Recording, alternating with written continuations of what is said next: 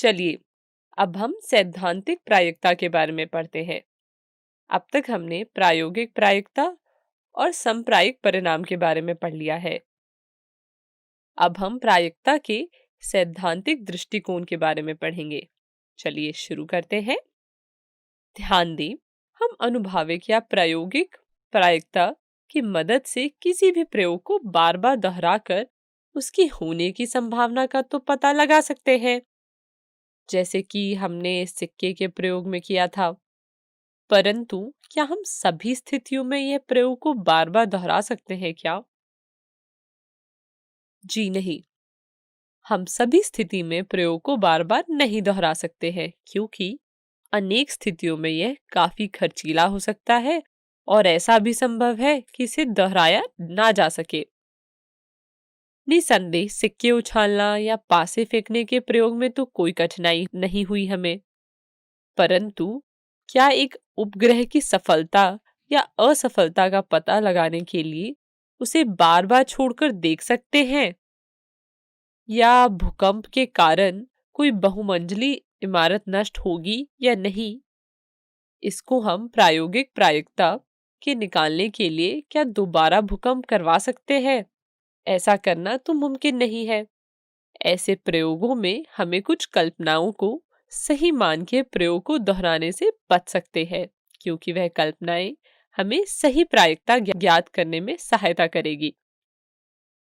तो परिणामों को समप्रायिक होने की कल्पना इन कल्पनाओं में से एक है, जो हमें किसी घटना ई की सैद्धांतिक प्रायिकता, जिसे परंपरागत प्रायिकता भी कहा जाता है, की परिभाषा की ओर अग्रसर करती है तथा इसे पीई से दर्शाया जाता है। पीई निम्नलिखित रूप में परिभाषित की जाती है: ई के अनुकूल परिणामों की संख्या बटे प्रयोग के सभी संभव परिणामों की संख्या। प्रायिकता की यह परिभाषा 1795 में पियर साइमन लाप्लास ने दी थी। चलिए तो इस पर एक एनसीईआरटी का उदाहरण देख लेते हैं और इसे थोड़ा समझने का प्रयास करते हैं। प्रश्न कुछ इस प्रकार है, इसका हल देखते हैं। हमें दिया गया है कि एक बैग में एक पीला, एक लाल और एक नीली गेंद है और कृतिका बैग में से एक बॉल निकालती है। तो क्या आप बता सकते हैं कि कृतिका द्वारा निकाले गए बॉल की पीला, लाल और नीला होने की प्रायिकता क्रमशः क्या होगी? चूंकि कृतिका बैग में से बॉल बिना देखे निकाल रही है, इसलिए उसके द्वारा कोई भी बॉल निकालना समप्रायिक है। माना पीली गेंद निकालने की घटना Y, लाल गेंद की R और नीली गेंद की B है, और हम जानते हैं कि बैग में कुल 3 बॉल है, इसलिए हम सभी संभव परिणामों की संख्या भी 3 होगी और केवल एक पीली गेंद है, इसलिए पीली गेंद के अनुकूल परिणामों की संख्या भी एक ही होगी।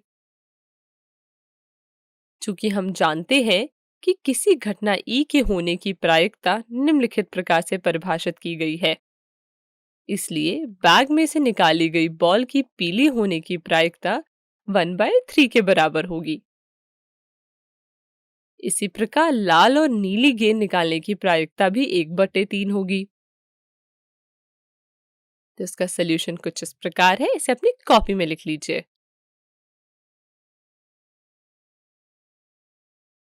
इसे भी अपनी कॉपी में लिख लीजिए।